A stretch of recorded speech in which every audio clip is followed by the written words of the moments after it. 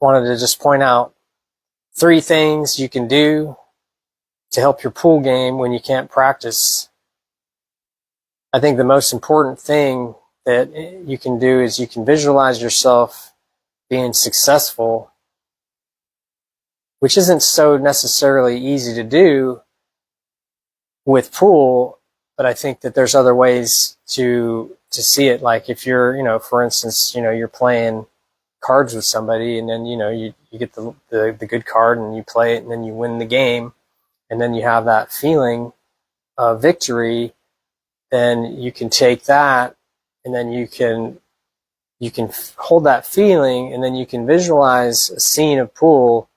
where you've done, you've created a victory for yourself, and now you get to have that feeling of the win,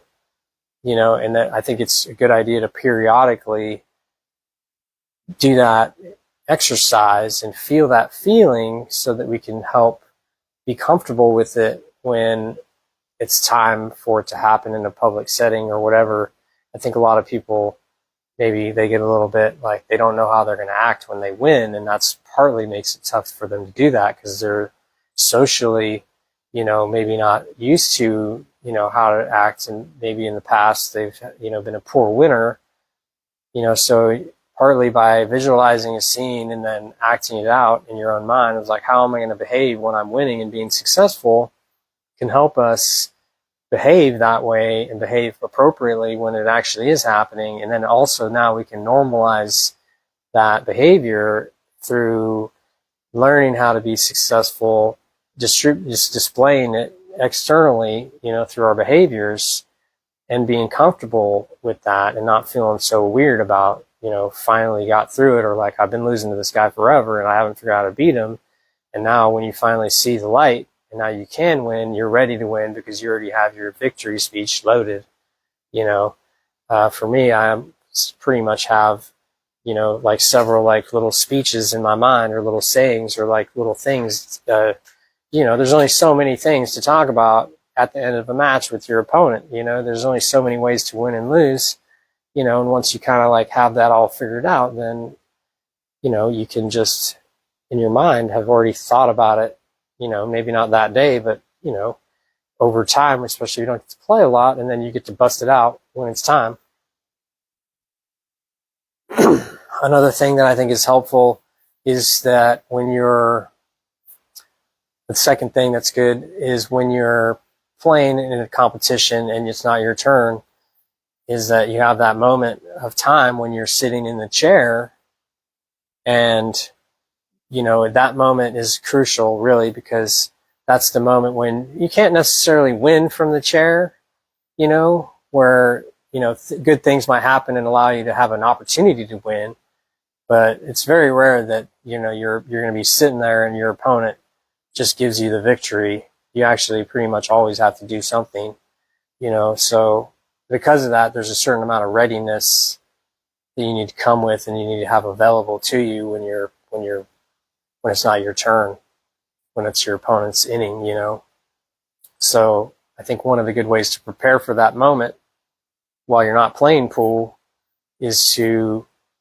take like 2-minute mindfulness breaks and, and kind of center yourself and practice that centering activity so that you can do that same activity when you actually are playing in a match, and now you're facing that adversity of having to struggle against another opponent of potentially equal or better skill than you, and that there's things to think about as far as that you're not necessarily going to win right now, but I need to be ready, and it's helpful to practice that readiness through short interludes of mindfulness activity, because that's really what happens is when it's not your turn, you just go and you sit down. You might sit down for 30 seconds. It might be 2 minutes. It might be 5 minutes, but it's not going to be like an hour. You know what I mean? You're not playing straight pool against a guy that's going to run 100 balls on you, so you're not going to be there for 30 minutes before your next shot. It's typically going to be a little bit of time, 5-10 minutes at the most. So if you can learn how to, outside of the time that you're playing pool, center yourself through like a little bit of meditation, or like a 5-minute just a siesta in your mind. You just kind of go off to dreamland, let your body resolve itself into relaxation, then you can take that to a match, and you'll see that it can help.